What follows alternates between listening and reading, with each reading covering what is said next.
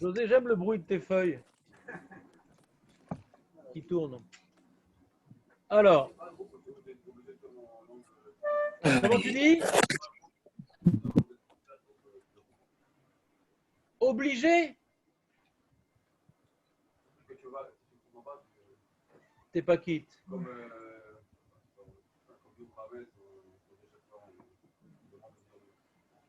Ouais.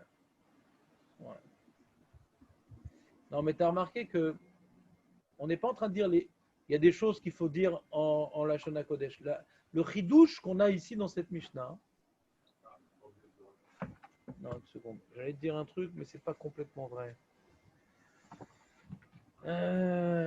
Parashat Sota, c'est un texte de la Torah. Vidou Maser, c'est un texte de la Torah. Kriyat Shema, c'est un texte de la Torah. Mais Tfila et Birkat Amazon, ouais. Joua ta Edut et Joua ta Pigadon, non.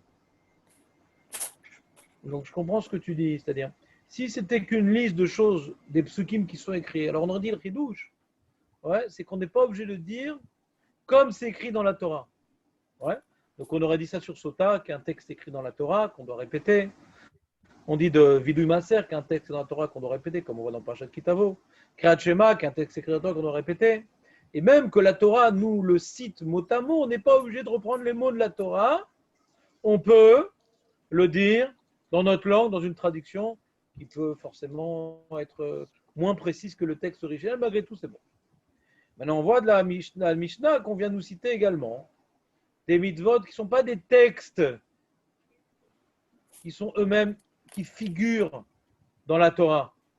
Birkat Amazon ne figure pas dans la Torah. Tfila ne figure pas dans la Torah. C'est un devoir de la Torah, le Birkat Amazon. D'après le Rambam, la Tfila, c'est un devoir de la Torah, mais pas tel qu'il est écrit. Ouais. Joua ta Edut, Joua ta Pikadon. Bon, c'est des trucs de la Torah aussi.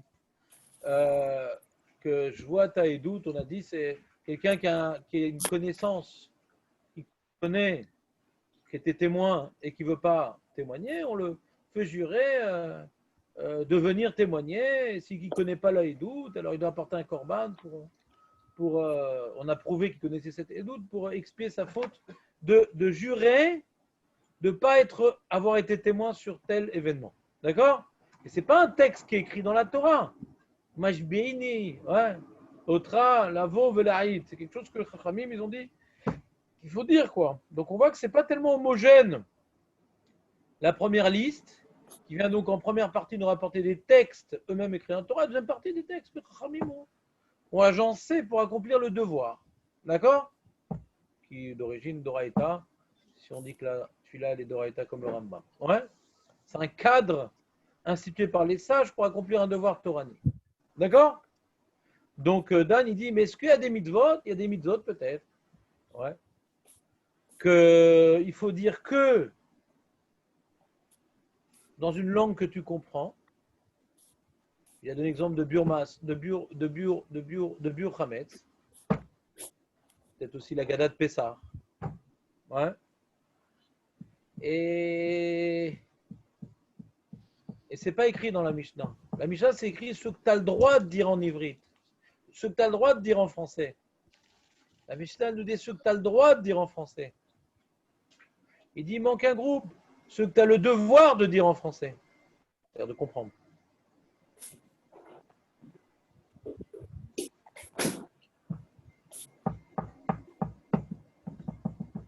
Alors la Gada de Pessah, ce n'est pas tellement une she'ela, c'est un limoud, quoi. On doit étudier la Torah. C'est un limoud, la Gada de Pessah. Donc, ma pitom, on va le dire dans une langue qu'on ne comprend pas. Limoud, il faut comprendre, comme toujours, je vous explique, sur le Shnei Mikra Vechat Targum, ouais, sur le Zohar, tout ça. Si vous le faites dans une langue que vous ne comprenez pas, vous n'avez pas accompli la mitzvah de Limoud Torah. Limoud Torah, c'est de comprendre, ouais. Le Biur Hametz, ouais, c'est pas une phrase qu'on doit dire en vérité. C'est dans notre cœur. C'est Bélève le Biur Hametz. Et pour le rendre plus concret, on doit le dire. Et comme le Ikar, ce n'est pas le dibour, c'est le lève, c'est de faire une action de rendre efker, une façon de efker, ouais. Alors, le dire, c'est une façon de renforcer ton cœur. Donc, si tu le dis que ton cœur ne comprend pas, tu n'as rien fait. Mais si c'est des mitzvot qu'on doit dire Le devoir, il est dans la parole. Donc là, hein, quand tu as dit la parole, par exemple, quelqu'un ne comprend pas l'ivrite. Il a fait le Kriyat Shema, il est quitte ou pas? Il est quitte. C'est le devoir, c'est de le dire. Nahon, que le premier paragraphe du Kriyat Shema, si on n'a pas été mitkaven, on n'est pas quitte. Donc il faudra connaître la traduction si on n'est pas quitte. Si on apprend ça, que le Kriyat Shema, c'est Kavana. Ouais. C'est un limoud, c'est un limoud, c'est un limoud, c'est un limoud, c'est un limoud. Un limoud, on peut le dire quand en français. Tu peux dire toute la gada en français, ma baya. Pourquoi tu le dis en hybride, Bechlal? Pourquoi tu le dis en hybride? Écoute-moi. Dis-le en français.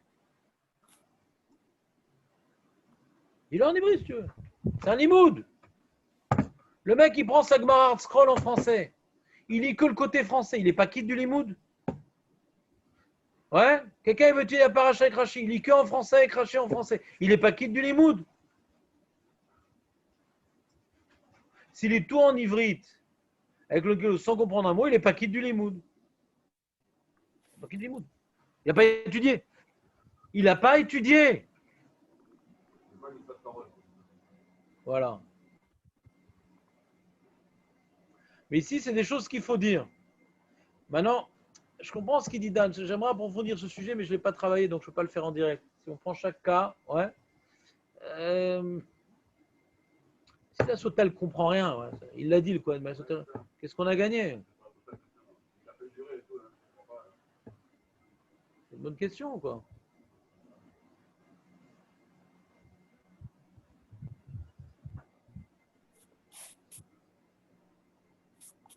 Elun et Marine Bechol Lachon. Toi, tu aurais dit, on aurait dû dire Elun et Marine.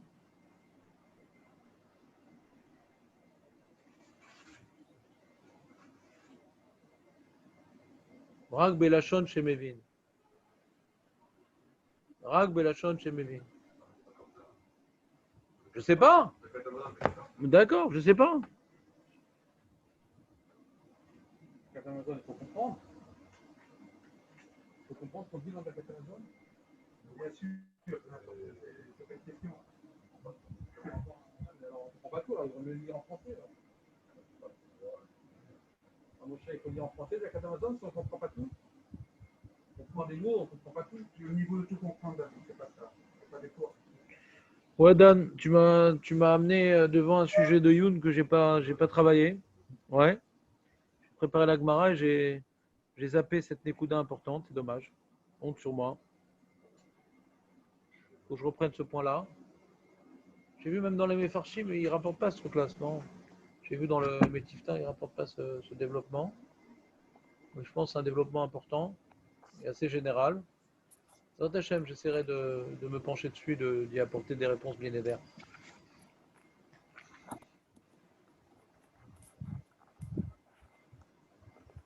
Donc nous, on avait fait la première partie de la Gemara, je crois.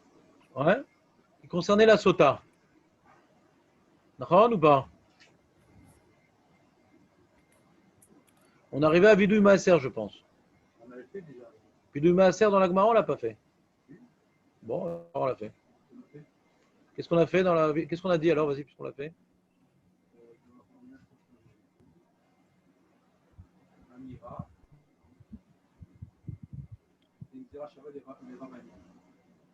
Ouais, ça c'est Sota. Non, Vidouille Maaser. J'ai noté dans Vidouille Maaser. Je ne sais pas, je vais le noter. Très bien. Ah, peut-être, on avait juste commencé. On va reprendre parce que on est arrivé sur ça précisément. Vidouille Maaser. Qu'est-ce qui se passe? Vidouille Maaser. Minalan, d'où le savons-nous? Milanan, d'où le savons-nous? Dirti va Marta lifne Hashem Elokecha ou biarti a Kodesh minabait. Il est marqué vers Marta. Vers Marta et on apprend vers Amira de Sota. Il y a une Zera Shava entre. Ouais, t'as raison, on l'a vu. Il faut dire en toute langue. On peut le dire dans n'importe quelle langue. On apprend ça de Sota. Comment? Dans toute langue. On apprend ça du terme Amira. Le terme Amira, il y a une Zera Shava entre Amira de Vidouille Maaser et de Sota. Et Rav Zid lui demande à Abaye, bah, si la Gzerashava, elle est de Amira, qui nous dit qu'il n'y a pas une Gzerashava entre Amira qu'il y a dans les Lévim. De quel Lévim on parle ici? Ok, Google. Quoi? J'ai pas entendu. Allô, allô? Qui c'est qui a parlé? Ouais, les Lévim, c'était par rapport au brachot de Argerizim et Areval, ouais? C'est les Lévim qui parlent comme ça, non? Et eux, ça doit être en Lashon Kodesh ou en toute langue? Les brachot et les klalot de Argerizim et Areval. C'est dans toutes les langues ou en Lashon Kodesh? Dis-le, David. Élimine-toi. À Kodesh. Ça fait partie du deuxième groupe, David. C'est Lashon Kodesh uniquement. Oui? Oui. Lashon Kodesh. Et là-bas, il y a marqué Amira. Alors, tu veux me dire que Viduma, c'est marqué Amira, alors on connecte à Sotam. Il y a aussi marqué Amira dans Argirizim et Areval, que là-bas, c'est que Lashon Kodesh. Agmara répond En Dani Amira Grideta, mais Ania Amira. Dani Amira Grideta, mais Grideta. Au sujet de sauter marqué Amira tout seul. Et au sujet de Viduma, c'est marqué Amira tout seul. Mais au sujet de Klalod, de Brachot, il est marqué Va'anita, Ve'amarta. Marqué Anita, Ve'amarta. Ouais. On apprendra des mitzvot, il y a marqué Anita, Ve'amarta, deux Brachot, Ve'klalot, effectivement, que c'est quand la Shana Kadesh. Et quand marqué Amira, sans y ajouter le terme la Anot, répondre, on apprend de Sota que c'est dans toutes les langues. Très bien. La Gemara dit Tanya, rapporte une braïta. Rabbi Shimon ben Yochai Omer, Adam Omer, Shifro bekol namur vegnuto bekol ram. Shifro bekol namur, min vidui maaser gnuto bekol ram, mimikra bikurim. Rabbi Shimon ben Yochai nous apprend un message, ouais, moralisateur, éthique, constructif, ouais. Quand on doit dire quelque chose qui est tout à notre avantage, qui vient nous louer, alors tu es obligé de le dire. Dis-le à voix basse. Altit pa'er. Ne frime pas. Alors, il fait allusion ici à Vidouï Maaser. Parce que dans Vidouï Maaser, on dit voilà, Biartit Akodesh Benabait. Ouais. J'ai accompli mes devoirs, j'ai mangé comme il fallait. Donc tu es en train de statuer, ouais, sur ton obéissance à Kadosh Baruch Hu, qui est une très très grande qualité. Ouais. Et donc cette phrase-là, tu vas le dire. Ouais. Nous, la Mishnah nous apprend qu'on va le dire dans toutes les langues. Mais Rabbi Shimon rajoute un autre paramètre. Oui, mais attention, à voix basse. Tu vas pas crier sur les toits. Ouais, j'ai fait mes mitzvot, je suis un grand sadique. Ça, tu le fais à voix basse. Mais la partie qu'on dit au début de Parashat Kitavo, David, on parle de la mitzvah de Bikurim, ouais. Et là-bas, hein, il y a marqué Arami Oved Avi, qui fait, Chazal dit que ça fait allusion, je ne sais pas même fourrage dans le chat, mais Chazal dit que ça fait allusion, on voit dans la Gadat Pessar le Sifri, qui rapporte dans la Gadat Pessar le Sifri sur notre paracha, on voit que ça fait allusion à Lavan. Lavan, c'est le beau-père de Yaakov, c'est le père de Rachel Véléa.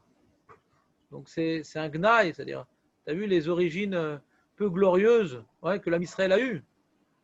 Alors sans le dire à voix haute.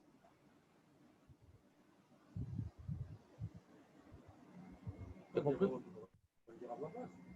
Ouais, tu pourrais dire comme ça, et c'est pas comme Rabbi Shimon Bar Yochai. Nous, le but, c'est de comprendre Rabbi Shimon Bar Yochai, c'est pas de comprendre Rabbi Shimon Ben Saradoun. Ouais? Non, si c'est pas glorieux, on peut pas le dire fort. Doucement. Comment? On peut pas le dire fort si c'est pas glorieux. Ben, pour nous apprendre à la Hanava. Ah, parce que... La Hanava. Que nous, l'âme Israël, on dit à voix haute, ouais, nos petitesses et à voix basse, nos grandeurs.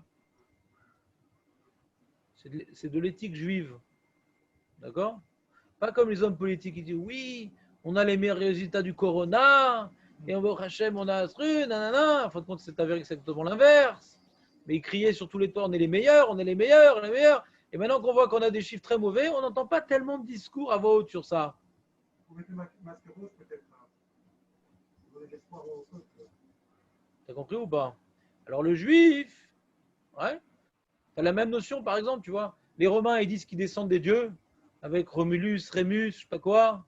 César, il dit qu'ils descendent de Vénus. Ouais. Tout ça, ils aiment bien dire que c'est des demi-dieux. Et nous, on descend d'un peuple d'esclaves. Et même Abraham Avinu, qui était quelqu'un d'extraordinaire, ben, on dit qu'il descend d'idolâtre dans la Gada de Pessah. Notre force, c'est pas nos origines, c'est notre présent. C'est comme le mec qui dit oui, j'ai un rabbin, mon grand-père était rabbin, on s'en fout, et toi? Raconte ça à Christine, ta femme, on s'en fout. Toi, tu as dit un jour à Nissim que c'était un demi-dieu. On te laisse, tu vas pas de recommencer, non? Tu vas pas me soudoyer avec tes pots de vin.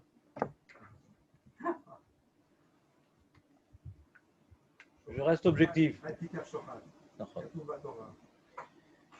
C'est bon, bah, t'as compris, Jonathan? C'est ce que nous dit Rabbi Shimon Bar Yochai. Tu es d'accord avec cet enseignement, Jonathan, ou pas? Aujourd'hui, tu as décidé de...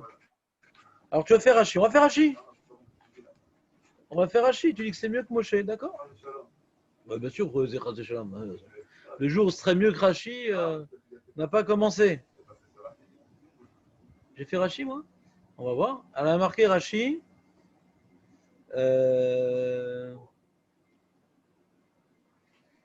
Il n'y a pas. Chiffro. Alors il dit Chiffro. Il faut que je refasse Rashi maintenant que j'aurais fait Barilan. Attends une seconde. Arrête de respirer fort. Il y a une voix qui émarge de tes poumons. Une seconde. Alors. Il y a marqué Chiffro. C'est quoi le jvar qu'il faut dire à voix basse? Lo avarti mi mitzvotecha velo shacharti. Ainu jvar atzmo. Ouais, j'ai pas transgressé, j'ai pas oublié ce que je devais faire. Ça, c'est une louange pour soi-même. On fait ça békol namour.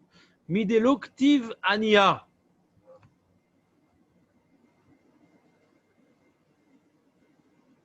Comme il n'y a pas marqué, il apprend donc.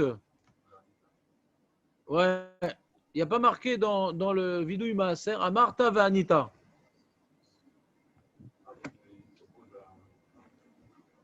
Il fait un limoud Moussari. Ouais. Il fait un limoud Moussari.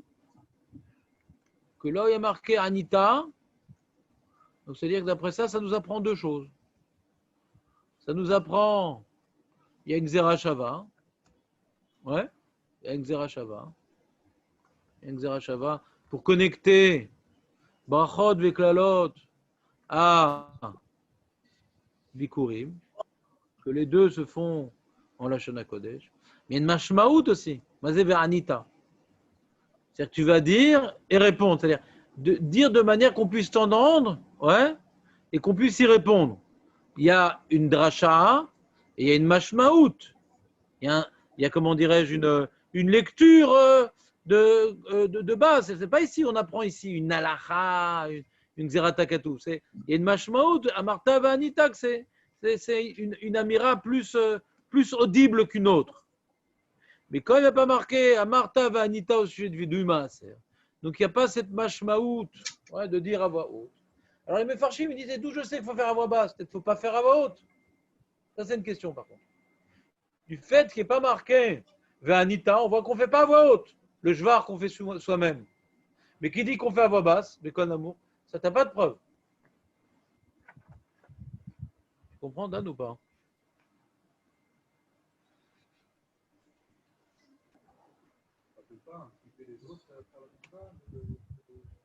Ouais.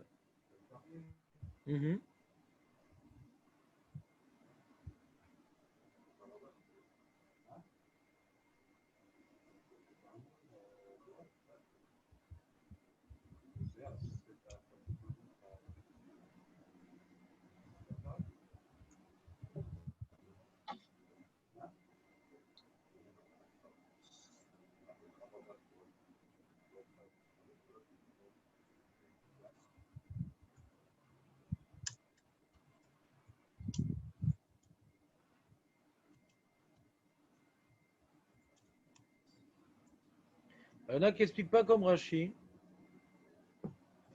que Anita, hein, c'est une parole audible, pas une parole forte.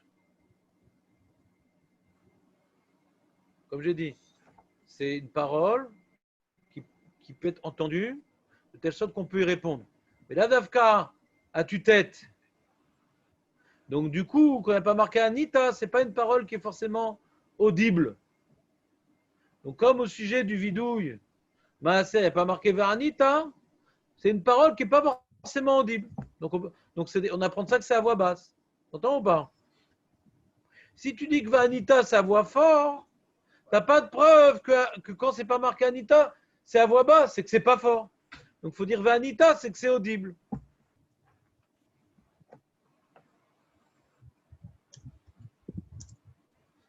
Omer Adam, Shifro, Bekol, Namour, Vegnuto, Bekol Ram. Bekol Ram, faut dire, pour répondre à la question qu'on a eue, c'est qu'une voix qu'on entend.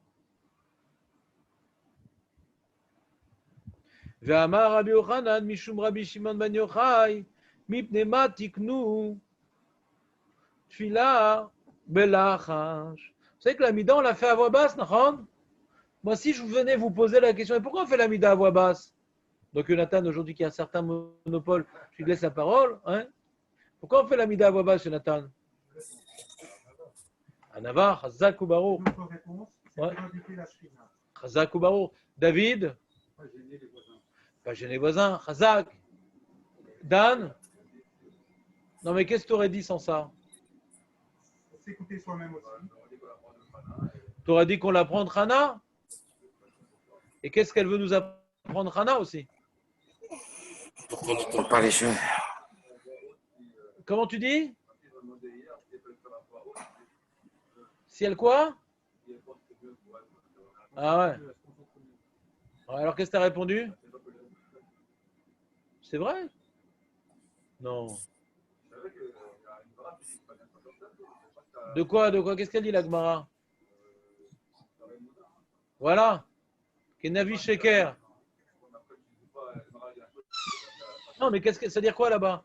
C'est quoi Raser El Mouna? Si quand Hachem il n'entend pas, ouais. Peut-être parce que tu cries alors. C'est par pudeur. On va voir. On va essayer de mettre de l'ordre. En tout cas, la Gemara ici, elle dit autre chose. La Gemara, elle dit bon, Hachem, j'aurais pu avoir 69 Talmidim, j'aurais eu les 69 explications. Ici, c'est la 79e. La Gemara nous dit autre chose que jamais vous auriez pu deviner. Je vous le garantis. Adam, faut y marquer. Ve'amar, Ve'amar Rabbi Yochanan mishum Rabbi Yochanan mechena mipnei ma tiknu tfila belachash kede shelo levayesh et ovrei avera. Quelqu'un maintenant il a fait des avérotes. Et je sais pas, dans la bracha peut-être de Hashivenu, le Slachalanu, là-bas il va dire, il va être méfaret son chet et il fait tchouva. Et s'il faisait la tfila, ouais, de manière audible, alors il aurait été embêté. Parce qu'on aurait pu l'entendre dire la chose. C'est ça la pudeur. Non, c'est pas ça la pudeur. Pour pas que les autres ils entendent sa faute. Ouais, mais José, la force du judaïsme, c'est pas de dire des notions générales, c'est de dire des notions précises. Pour pas que les autres entendent les fautes qu'il a commises, puisqu'il est en train de se confesser devant Akadosh Baruch Hu. La pudeur, c'est général. Et si tu as dit pour pudeur, je peux te Ouais. garantir, personne ne serait arrivé à l'enseignement de l'Agmara. Bah, j'ai Alors pas que dit si on a vu pudeur. l'enseignement de l'Agmara, tu veux expliquer ça par la pudeur, c'est possible. Mais en tout cas, en disant pudeur, tu n'arrives pas à l'enseignement de l'Agmara. Donc c'est trop général ce que tu dis. C'est pas faux, mais c'est général. Ouais, qu'est-ce que tu dis, Jonathan? C'est quoi la réponse de la Gemara? Ben, la réponse à lui-même, à lui. Voilà, j'ai mangé. Voilà, voilà après les vacances, ouais, après les vacances, le mec il fait son amida. Ouais, j'étais sur une plage mélangée, je regrette Hachem, etc. Il doit faire tchouva, hein, quand quelqu'un est sur une plage mélangée, non? Et alors il doit faire tchouva. Alors déjà, on voit un truc intéressant, c'est que dans la mida, hein, on exprime un vidouille. Ça, on ne savait pas, ça. C'est intéressant de voir que dans la Hamida, il y a une notion d'exprimer un vidouille. Nous, on voit, par exemple, à Kippour, on le fait après la Mida. Manienne. Bon, ici, c'est dans la Mida. Ce n'est pas une grande question, parce qu'à Kippour, on a enlevé les brachot de Hashivenu, Veslachlanu. C'est là-bas que ça se passe. Ouais. Là, on parle dans la mida. Donc, si on faisait toute la mida à voix haute, et un moment, il y a un moment, le mec, on l'entend plus, il dit, oh là là, il est en train de faire un listing de choses pas belles. Hein. Ah non, non. Là, on ne sait même pas s'il vient maintenant être modé sur des avérotes et tout. Comment tu le fais trouver si ta femme, par exemple, elle fait assis? S'il te plaît, Samuel, arrête. Arrête. Arrête. Achète la muselière. Arrête. Il n'y a pas de problème. Je te demande ma sœur. Kédé chez le Yavesh est ouvré à Vera. D'où la Gemara, elle apprend ça. Qu'on doit faire attention de ne pas faire honte à quelqu'un qui veut faire tchouva, qu'on doit garder son identité secrète, ben c'est que dans le Beth Amikdash, on apporte des corbanotes. Ouais. Il y a des corbanotes qui s'appellent khatat, il y a des corbanotes qui s'appellent ola. Les corbanotes qui s'appellent ola, c'est des cadeaux, tu n'as pas fauté quand tu apportes une ola.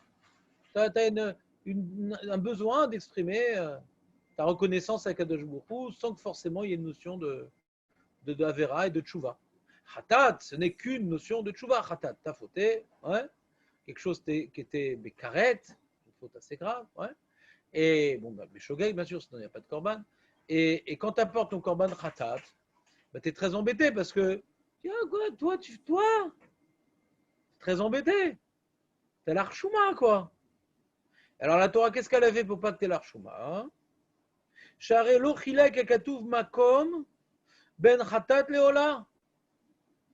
L'endroit où on sacrifie le korban khatat et le korban ola est exactement au même endroit. Comme ça, quand tu amènes ta bête et qu'on va la sacrifier, on ne saura pas si c'est un korban khatat ou un korban ola. Il ne faut pas qu'on sache c'est quoi le type de korban que tu amènes. Toi, tu amènes tranquillos 5 korban, tu dis ah, qu'est-ce qu'il est gentil, il donne des cadeaux avec jour. En fin de compte, tu viens de mettre rappel sur ton Shabbat, sur ton truc. Et pour pas qu'on se rende compte que tu es quelqu'un qui veut faire tchouva sur des fautes gravissimes, alors la Torah, elle a fait que le korban qu'on apporte, il va être sacrifié exactement au même endroit que le korban qui n'est pas de kapara. Alors, Gemara rapporte cet enseignement pour poser une question sur ce que vient d'être dit. Il vient d'être dit un enseignement. Il vient d'être dit un enseignement que quoi? Que quand c'est un gnaï, il faut que ça puisse être entendu. Quand c'est un gnaï, c'est quelque chose qui n'est pas à mon honneur, il faut que ça puisse être entendu. On dit quoi? Mais ça va faire honte à la personne de dire à voix haute quelque chose qui n'est pas à son honneur.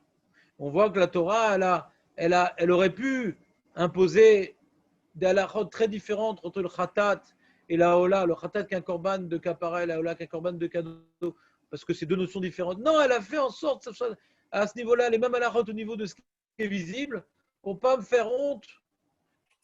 Pourquoi pas faire honte? C'est hyper important. Alors pourquoi est-ce qu'il y a quelque chose qui est à mon déshonneur, je dois le dire à voix haute, ou ça doit être audible? Question sur ce qu'on vient de dire. Sur Parashat Bikurim qu'on a dit, mes ancêtres étaient à la vanne. Dis-le à voix basse, dis-le à voix basse, ça fait honte. Qu'est-ce que tu dis, Dan? Ouais, si tu veux, c'est tiré dans la bûche à l'oreille. Si tu veux, c'est plus fort, mais même si c'était deux enseignements, on aurait demandé, parce que on apprend des psukim, les deux. L'autre, on apprend à Anita, et on apprend que au Khatat et Ola, c'est au même endroit. Hein. Donc, on justifie le fait que c'est au même endroit par rapport à cet enjeu-là. Donc, ces deux enjeux semblent se contredire. Et en plus, c'est Rabbi Shimon Bar Yochai. Mais sans ça aussi, je pense qu'on aurait posé la question, comme on a l'habitude. Quand on dit que c'est deux Tanaïm qui s'opposent, c'est rare qu'on n'arrive pas à faire le shalom. C'est vraiment qu'on ne trouve pas le choix. Donc, en général, on pose la question, même si c'est deux Tanaïm différents.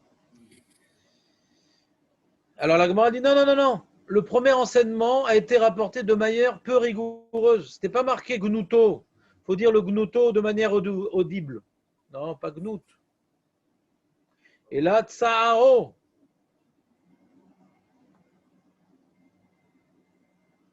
Quelque chose qui nous fait souffrir. Il faut le dire à voix haute. Pourquoi? Rashi. Gnuto, alors au début, la Vamina c'était Gnuto. Rashi dit Kegon Arami Oved Avi. Einu Gnuto Shemit Vadim Shaviem Lavan Arami Ayaracha. On reconnaît que leur père, de Léa et Rachel, donc de Ham Israël, était un rachat. C'est ça la vamina de dire à voix basse, que c'est un rachat. Yagmar dit Mipnimat, Tiknushi Adam Omer Tfilato Belachash. Et dit Rashi Kedeashke Chana Bechana. Vekola Lo Ishama. Donc tu as vu, pour Rashi, ce n'est pas une contradiction Chana et cette là. C'est-à-dire, dans Chana, on apprend que sa voix basse. Et pourquoi? Peut-être justement parce que dans sa prière, pour obtenir un enfant qu'elle n'avait pas, elle reconnaissait peut-être sa avérote. C'est pas forcément sauter. La Gemara qui nous dit qu'on doit en apprendre Chana avec sa voix basse, il n'y a pas écrit pourquoi dans le pasouk là-bas. Ça peut être pour la même raison. La question que les Rishonim vont poser, c'est ce que tu as rapporté, la Gemara d'Ambrachot, que celui qui prie à voix haute, c'est comme un avis sheker et Mechasri Mouna, il n'a pas d'Emouna. Donc on voit qu'il y a déjà une raison de dire à voix basse. Alors qu'est-ce qu'on me rapporte d'histoire pour pas qu'on entende mon vidouille? Ça, c'est oui, une contradiction. Mais ça n'a pas gêné Rachid l'histoire de Chana, parce que ça peut être la raison. C'est l'eau les vayesh et ovre avera. Amitvadim et tfilatam à la verot chez Adam, qui viennent reconnaître dans leur filote les fautes qui sont dans leurs mains. Tsao. Non, c'est pas en vérité à voix basse qu'il faut dire. C'est pas que le gna, il faut le dire à voix haute. Le gna est comme pardon, je reprends.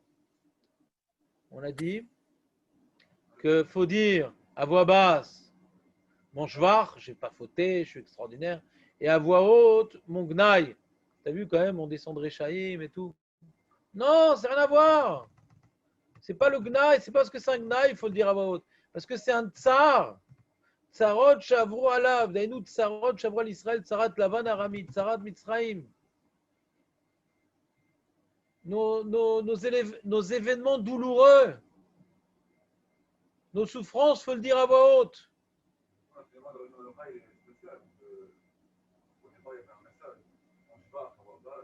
Ouais, c'est pour ça qu'on s'était trompé.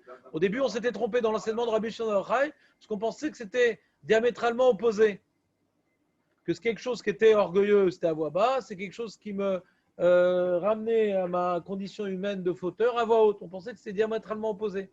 C'est ça qui avait engendré une erreur dans la transmission des propos de Rabbi Shimon Yochai. En fait, non, c'est pas du tout sur le même plan. C'est deux enjeux différents. Hazak ou Baroban Romardan. Tu as raison de venir. Toi aussi.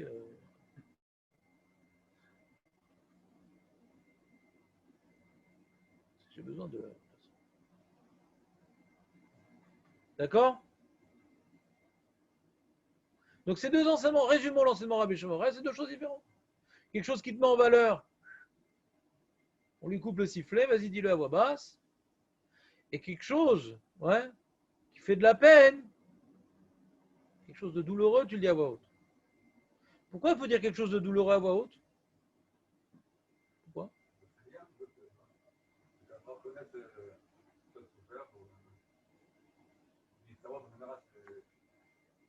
Alors regarde ce que la Gemara elle dit.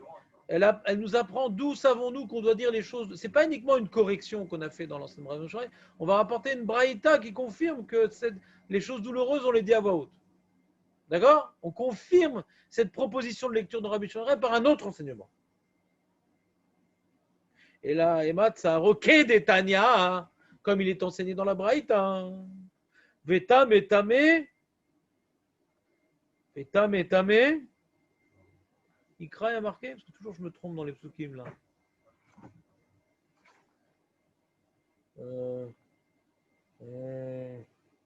Vatsarwa asher bo anega begadav yufirumi verosho ye farua val safam yaate vetame tame ikra. 13:45 Vaïkra. On parle de la lèpre et on parle qu'il faut dire sur un lépreux tamé tamé. C'est quelqu'un bien sûr de rétamé. On dit tamé tamé. Alors pourquoi il faut dire tamé? Ikra, il faut dire sur lui tamé tamé. Pourquoi?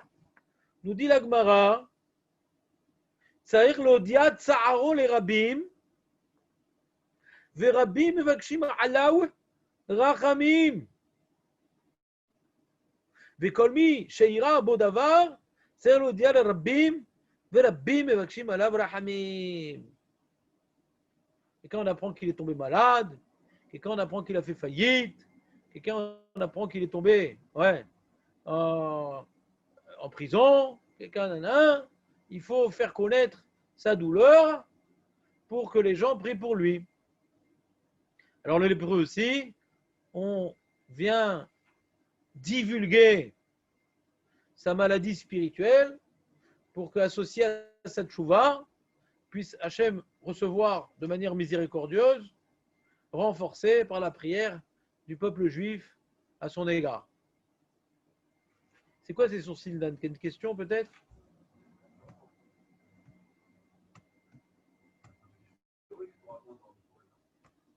Tamé, tamé, ikra, klomar, sourou, me alav, chez taméou. Alors Rashi rapporte un truc qui pose problème a priori. Ce Rashi dit pourquoi on dit tamé, tamé, ikra, le pipchat? C'est pour mettre en garde les gens de s'éloigner de lui. Attention, il est tamé, éloignez-vous parce qu'il est contagieux, le mec. Il rend tamé, le mec. Pas uniquement il est rétamé, il rend tamé.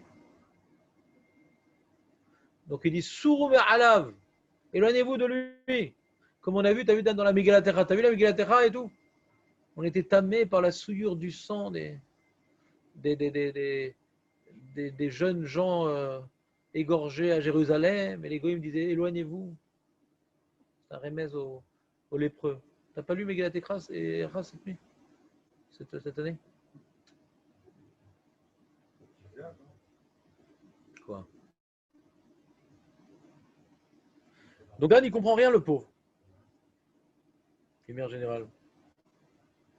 Il dit, mais attends, mais déjà Rachid nous dit que la raison pour laquelle on dit tamé, c'est pour que les gens s'éloignent et ne soient pas contaminés par sa touma. Et si on va prendre de ce terme-là, que non, c'est pour, on le dit à voix haute comme ça, pour pouvoir, le pauvre, il est lépreux, je ne savais pas et tout. Viens, on va prier pour lui, pour que Hachem soit miséricordieux envers lui. Bon, à cette question, on peut répondre très facilement, Dan. Les Mefarshim disent tamé, tamé. 2. Tamé, tamé. Je sais c'est quoi ta question, mais laisse faire. C'est quoi ta question? C'est quoi la question? Ah, c'est du Purim, c'est un peu historique par rapport avec la question Khamim. Tamé, tamé. Donc on voit que le fait que comme ça il explique c'est qui, je sais plus. En tout cas, il dit qu'il explique comme ça Rashi, que Rashi ne contredit pas l'enseignement. Il dit il y a un premier enseignement, éloignez-vous de lui. Et pourquoi éloignez-vous de lui? Parce qu'il est tamé. Et il est tamé. Et pourquoi on rajoute qu'il est tamé? Donc comme il est tamé, misken, il faut s'éloigner de lui, mais le rapprocher du ciel en priant pour lui. D'accord? Le deuxième tamé, Voilà. un il est contagieux et l'autre il faudra. Un, éloignez-vous, et deux, que Hachem se rapproche de lui. D'accord? Ce qu'on appelle un vrai bidout, il vaut des doutes. Il est tout seul, mais il est proche d'Hachem. Comment? C'est les Mefarshim qui expliquent comme ça Rashi pour faire coïncider les deux enjeux. Maintenant, Dan, il a une autre question, Dan, le pauvre. Il y a deux fonctions. Dan, il a une autre question. Avec l'histoire, avec la raison qu'on dit maintenant, là, ça a Khamim. En quoi l'Ikra Bikurim, ça ramène à Khamim? Ouais. On dit ça à voix haute, j'ai pas dit au cœur Khamim de dire ça. L'histoire que je raconte, c'est ce qui se passait, et maintenant. Il demande Dan sur la vanne. Quel rapport? Surtout quoi, ça va sur la vanne, quand on dit Israël.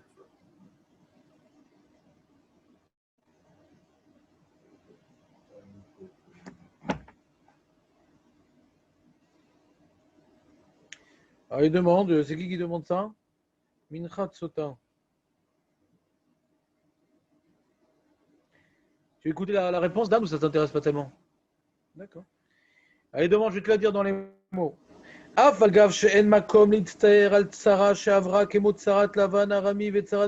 plus, Macha, Yahya, le lépreux, maintenant, il souffre. Mais là, c'est fini la vanne. C'est fini la vanne, c'est fini Mitzrayim. Mais qu'est-ce qu'on va dire à ça à voix haute? Ouais. Pourquoi? Pour qu'on prie sur ça. Mais on en est sorti de l'histoire. Le lépreux n'en est pas sorti, mais là, on est sorti de l'histoire. On est sorti de notre ascendance lavanique. On est sorti de notre expérience égyptique. Ouais. Kol Sheken chez le cherche. Kol Sheken, déjà, c'est passé. Et à plus forte raison, chez le cherche avec jour, Arabim Rachamim Alkar. Ouais, qui c'est qui a pris sur ça? C'est fini, il n'y a plus. Qu'est-ce qui est pris de quoi? Mikol Makom, c'est la réponse. Je dirai la semaine prochaine la réponse, non? C'est bien le suspense.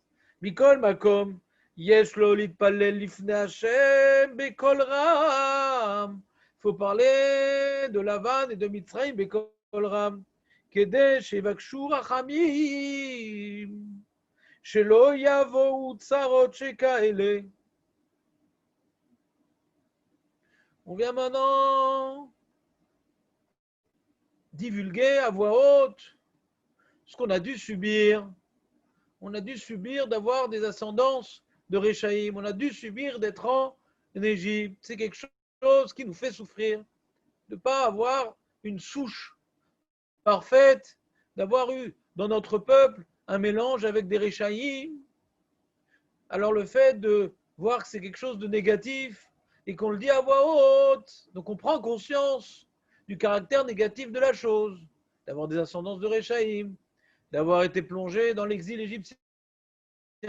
Alors on va prier pour ne plus connaître de ce type de drame, de ne pas avoir dans notre descendance des Réchaïm, ou de marier nos enfants avec des Réchaïm, ouais, et de ne pas être plongé dans un exil comparable à celui d'Égypte. C'est la réponse qui est écrite. Moi, j'avais une autre idée, Dan, tu sais, beaucoup moins sympa.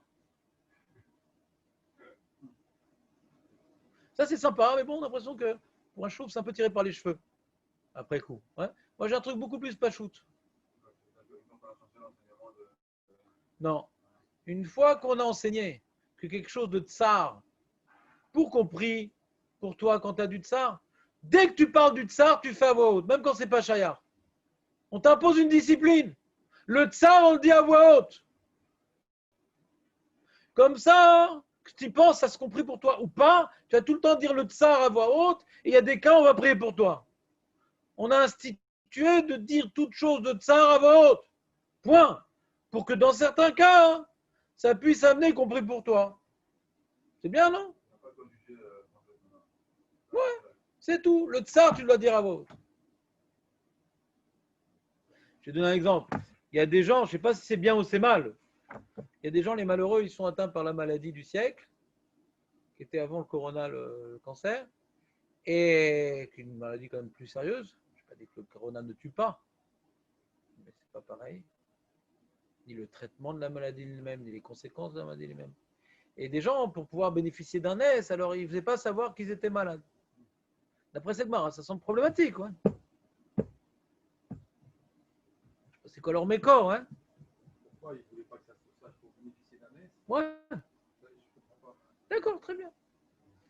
Moi, j'ajoute sur ça une autre question. C'est-à-dire, si on voit qu'un tsar, si maintenant on avait appris cette mara comme moi, qu'un tsar, sans savoir pourquoi, tu le dis à voix haute. Tu ne caches pas ton tsar, tu le dis à voix haute. Comme ça. C'est comme ça que la Torah elle veut. Le tsar, tu dis à voix haute. Pas pour te plaindre, ouais, pour faire savoir. On fait savoir le tsar. Il y a des fois où ça va entraîner, que ça va pousser des gens à prier, des fois il n'y a aucun intérêt parce que le tsar est déjà passé. Mais en tout cas, on impose une telle discipline. Si on impose, chaque fois qu'on parle d'un tsar, c'est à voix haute, et ben on ne va pas entrer dans des trucs bizarres parce qu'on a pris sur nous une certaine discipline. Et on ne va pas maintenant réfléchir, je fais pas. C'est comme ça qu'on parle, nous, un juif, de tsar à voix haute.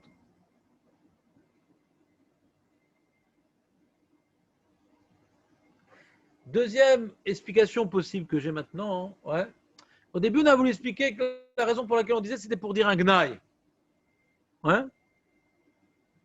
Alors je me demande, est-ce que la réponse, on s'est tellement éloigné de cette notion-là? Ouais.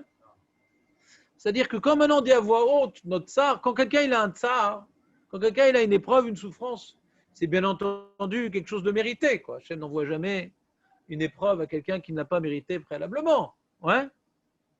Même Yaakov Avinu, comme il a fait sa ruse, on a fait dans les parachutes, on a parlé ça, ouais. Il y avait d'autres voies pour Yaakov Avinu. Il a choisi la voie de la ruse en écoutant Rivka, qui provient, ouais, d'une culture de ruse, Hachem dit d'accord, tu veux te construire comme ça, il n'y a pas de problème. Donc maintenant, tu vas devoir construire dans la rue. Ça a amené qu'il a dû maintenant se marier avec la descendance de Lavan et exceller dans ce domaine. Donc quelque part, il a une certaine responsabilité dans les souffrances qu'il a eues, d'une certaine manière. C'est un sujet qu'on a développé qui est assez délicat, on avait dit. C'est difficile de critiquer Yaakov et nous. Ce n'est pas une critique, mais c'est nous que lui, c'est le seul chemin qu'il voyait, étant confronté à Esav en permanence. C'est de se battre avec les propres arbres d'Esav. C'est ça le chemin. Donc on ne peut pas lui reprocher par rapport à ce que lui voyait. Mais en tout cas, ça engendrait toutes ces pérégrinations, ce choix, cette route qu'il a choisie. Donc quand quelqu'un maintenant, il se rappelle de son tsar, il se rappelle quelque part aussi le fait d'en parler à voix haute, c'est aussi une forme d'anava, quoi. L'enjeu, c'est pour que les gens, ils prient pour toi. C'est bien. Mais même si les gens ne vont pas prier pour toi parce que c'est un tsar passé, alors c'est pas forcément, tu ne viens pas admettre que tu as fauté, chose qui est interdite. C'est indirect, tu dis tu as un tsar. Le fait qu'on soit descendu en Égypte aussi, il y a marqué les Bnei Israël Zavodazara, il y a l'histoire de Bémaïda, il y a l'histoire de Yaakov qui a différencié ses enfants avec Yaakov donnant un plus beau vêtement, il y a la Kina des frères, donc le tsar de Mitzrayim est quelque part une conséquence des fautes. Donc je ne sais pas si l'erreur qu'on avait dans la lecture de Rabbi Shimon est complètement expulsée de notre horizon. C'est-à-dire, le message que Rabbi Shimon voulait nous dire, il faut dire à voix haute son tsar. Pourquoi? Parce que d'une manière générale, ça amènera les autres à prier pour toi. Mais même si ça n'amène pas les autres à prier pour toi, c'est aussi une forme d'humilité. De rappeler qu'on a eu des difficultés dans la vie et qu'on les mérite quelque part. On les mérite quelque part. Mais on ne dit pas sur quoi on a fauté. Parce que le problème de dire sur quoi on a fauté, c'est que ça ouvre des portes aux autres. Quoi, lui, le rabbin, il a fait cette avéra, moi j'avais mauvaise conscience. De dire, c'est d'entendre quelqu'un, la faute qu'il a commis, c'est un chilul Hashem. Quoi, lui fait ça, lui? Je pensais que c'est écrit à Torah, mais il n'y avait que moi qui faisais un truc pareil. Maintenant que quelqu'un il a des épreuves, chacun à son niveau, comme on dit l'épreuve de Yaakov, c'est pas un chilul Hashem, c'est à son niveau, mais Daké Dakouyot, il méritait cette épreuve-là. Mais c'est pas que maintenant il a avoué qu'il a mangé du cochon, il était sur une plage mélangée, ou il a mangé rabanout, avec le cochon. Ça n'a rien à voir. Mais c'est pas les khatrila. Non. Non, j'essaie de donner des exemples de cette période estivale. Mais t'as compris? Qu'on soit descendu en Égypte, c'est Avraham Avinu à son niveau, donc c'est pas un chilul Hashem. C'est Hashem Medakdek, Imat Tzadikim Kechuta Seara. Mais en tout cas, c'est une conséquence d'un certain éloignement à Kadosh Baruch Hu. Il ne faut pas oublier que la possibilité d'éloignement est en nous. Donc le dire à voix haute, c'est avouer notre condition d'homme, sans pour autant décrire sur quoi on a fauté. Donc Léodia, Gnuto Berabim Lo, de faire savoir nos actions de petitesse, Rajve Shalom, on n'a pas le droit. Zechutzpa, la Gemara dans Yomel dit Chatzif, Inish, Temodie, Chatai Betsibu, Assour. On parle ici de faire savoir sa petitesse, mais de faire savoir ses épreuves, c'est aussi une forme d'humilité quelque part. Donc ce n'est pas complètement déconnecté de la Récha de Rabbi Shimon Bar Yochai qui nous disait qu'on va dire à voix basse nos qualités et on va dire à voix haute nos épreuves, nos souffrances. C'est quand même un peu lié. Mais la Gemara vient confirmer l'enjeu de dire nos épreuves à voix haute pour une raison supplémentaire qui ne marche que dans le lépreux. Il y a une raison supplémentaire de dire nos souffrances à voix haute qui marche dans le lépreux, c'est pour que les gens prient pour nous. Mais il y a une raison général de dire nos souffrances à voix haute, qui est une forme d'humilité. Mais on a trouvé dans le Metzora un enseignement comparable qu'on va dire nos souffrances à voix haute, pour une raison supplémentaire, qui n'est pas forcément la même. Tu entends, Dan? On a juste trouvé une braïta qui disait le même enseignement pour une autre raison. Et moi, je dis que Rabbi Shonora, ce n'est pas sa raison, parce que lui, il fait un parallèle entre de dire ses qualités et dire ses défauts. C'est quoi ses défauts? Je vais parler de mes avérotes. Chas Shalom, mes avérotes, je n'ai pas le droit. Et là, mes épreuves qui correspondent au fait que je suis un homme qui, à mon niveau, mérite d'être molesté par Dieu pour me rappeler de ce que je dois faire. Mais je n'ai pas dit ce que j'ai fait comme avéra. T'entends, Dan, ou pas? C'est un beau pchat quand même, non? Ou t'as un problème avec ça? Donc on n'a pas besoin d'explication du Mincha de Sota, qui est un peu, je pense qu'elle est tirée par les cheveux, quoi. Quand on dit que mes ancêtres c'était la vanne, je vais prier pour ne pas avoir de mauvaises encens. C'est un truc vraiment, je sais pas, je l'ai dit avec une certaine, comment dirais-je, assurance pour vous influencer. Mais au fond de mon cœur, le doute grondait.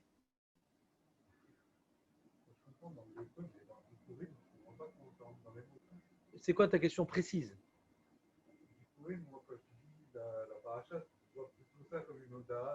Arami Oved Avi. C'est sur cette phrase-là. C'est sur ça qu'on parle. C'est sur ça qu'on parle. C'est sur ça qu'on parle. Après, on dit à voix haute. Parce qu'il y a marqué Ve'amarta après. Non, tu m'écoutes pas. Non, tu m'écoutes pas. On va le reprendre. Regarde. Tu m'écoutes pas. Il y a écrit comme ça. Il y a écrit Ve'akarta mirejit kol piradama jerdavia.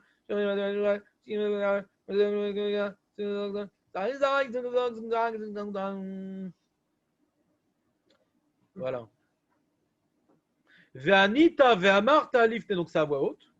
Arami ovadi ve'amitzrayim ve'gersham be'metemeat shal megol gadol atzum vera.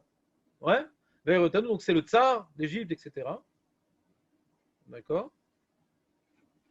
Et après marqué.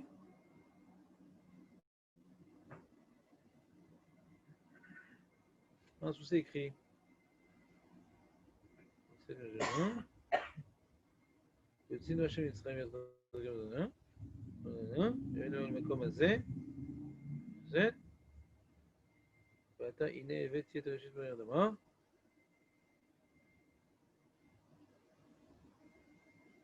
Non, c'est où ça? Attends, j'avais un truc, une seconde. Une seconde.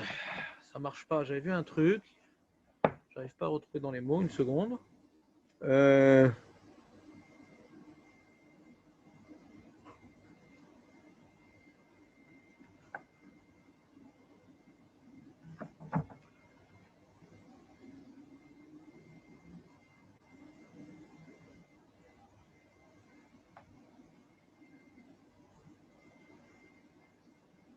Non, je vois pas où c'est écrit. Alors, qu'est-ce que tu veux dire, toi, Jonathan? Ce que je voulais dire, c'est que tu dis, tu dis, regarde, d'où je pars, d'où je suis parti, j'étais moins que rien. Ouais. Et aujourd'hui, je ramène des bikurim au Beth Amikdash. Je vois ça plutôt comme une gloire qu'un tsar. Le fait de dire, voilà, que mes ancêtres, c'était au Dazara et tout, et voilà, ça vient encore amplifier la Oda à Hachem.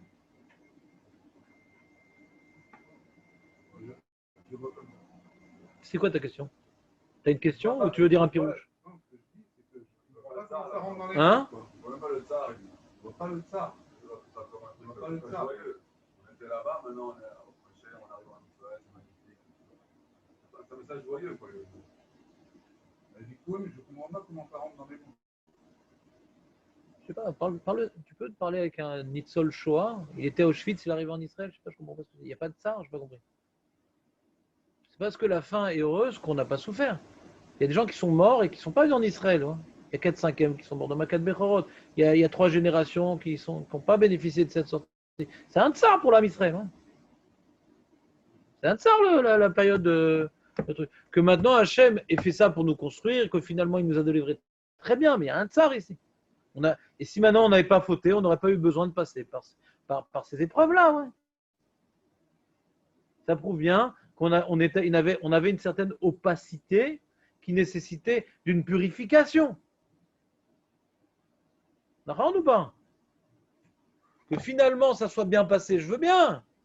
Mais il y a des gens qui ont morflé quand même en route.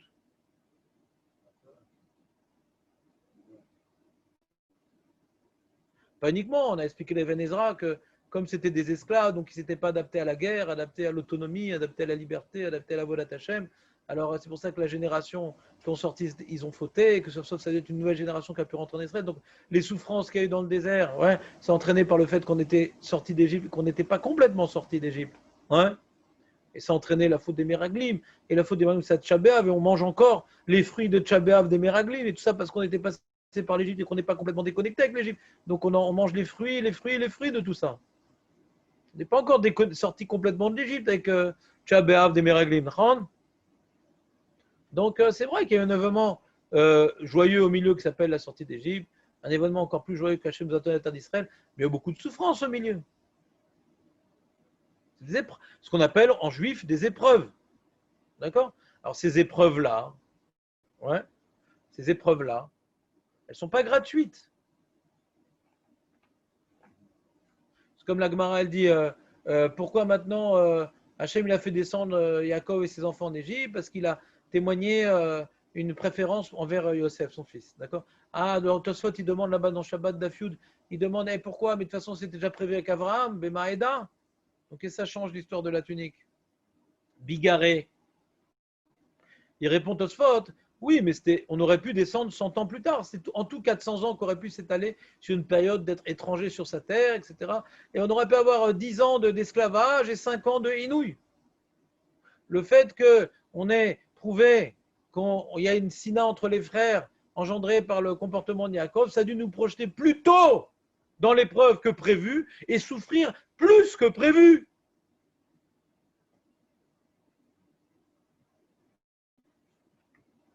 Donc la fin est joyeuse, mais la souffrance aurait été plus courte, elle aurait pu être plus courte quand même.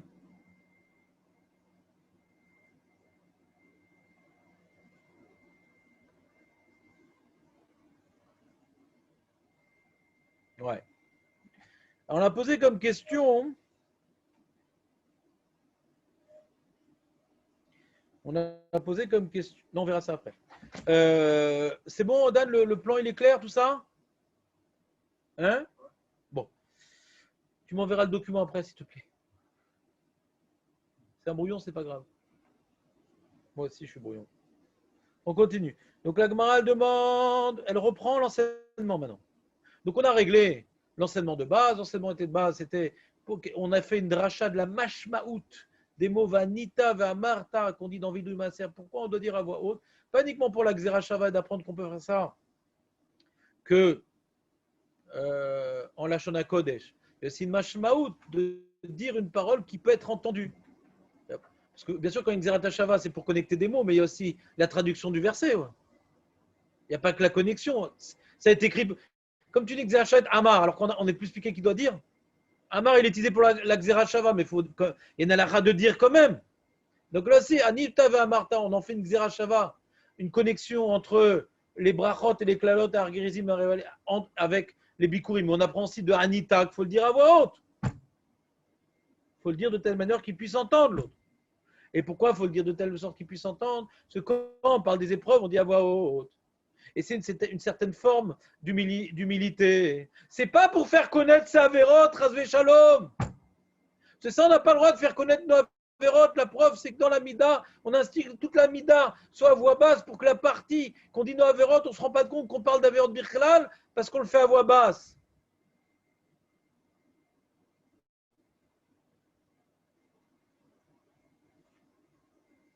C'est que quand on parle d'une épreuve, on le dit à voix haute. Et d'ailleurs, on a une braïta qui nous dit le moment enseignement en nous rajoutant une raison supplémentaire. Là-bas, c'est écrit au sujet du lépreux qu'on dit tamé, tamé, ikra, un tamé, qui est écrit, c'est pour nous dire éloignez-vous de lui. Un deuxième tamé pour dire il est tamé, il faut prier pour lui. Donc, tu vois bien que quand quelqu'un il a une épreuve, on le dit à voix haute, pour qu'on prie pour lui.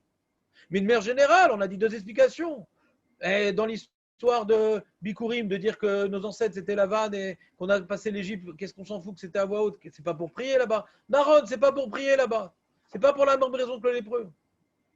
Ou bien maintenant il faut le dire à voix haute parce qu'on s'habitue à dire toutes nos épreuves à voix haute, qui est la raison ou pas, comme ça. Dans le cas où il y a la raison, les gens ils vont prier. Même que pour la vanne et l'Égypte, il n'y a rien à prier là-bas. Mais le fait d'imposer de dire tout le temps à voix haute un tsar, dans le cas où ce tsar-là peut être dynamique, ça pousserait les gens à prier pour moi. Shalom.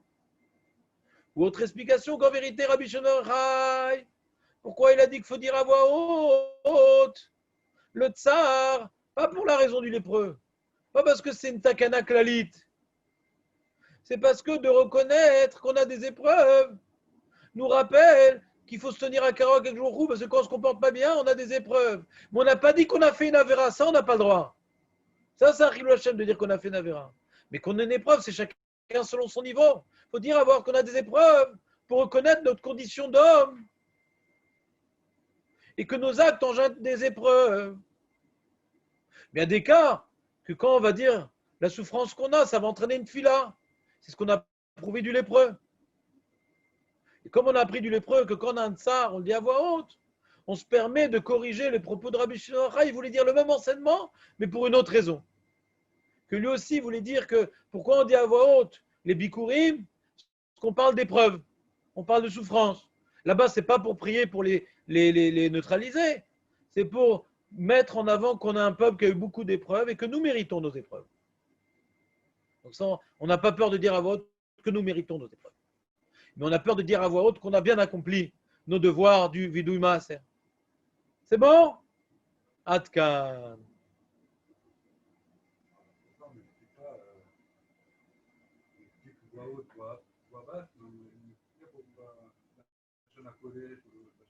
On a changé de sujet, Nathan. On n'explique pas, c'est une Xera Takatou. On a une Xera Shava. Bien sûr qu'on explique, je crois. Comment, tiens, puisque tu as pris la parole, Nathan, comment on explique que c'est Belachon à Kodesh, le Bikurim, et que c'est Bekol Lachon Vidouï Maaser? Comment on explique? Bien sûr qu'on explique. Sauf qu'on est passé à un deuxième sujet. C'est parce qu'on est passé à un sujet qu'on va effacer le premier. C'est quoi le premier sujet? Pourquoi Vidouï Maaser ou Bekol Lachon? Pourquoi c'est Bekol Lachon Vidouï Maaser?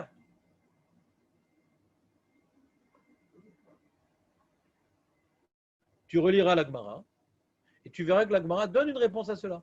Que dans Sota, pourquoi Sota on fait dans toutes les langues? Non. Parce qu'il y a marqué Amra, Omer Laïcha. Et pourquoi dans Vidouï Maaser on apprend de Amar de Sota, Amarta de Vidouï Maaser? La Gemara demande pourquoi tu apprends de Sota sur Vidouï Maaser. Tu pourras apprendre de Argerizim Areval qui a marqué aussi Va Amarta. Il dit là-bas, il y a marqué Vanita Va Amarta.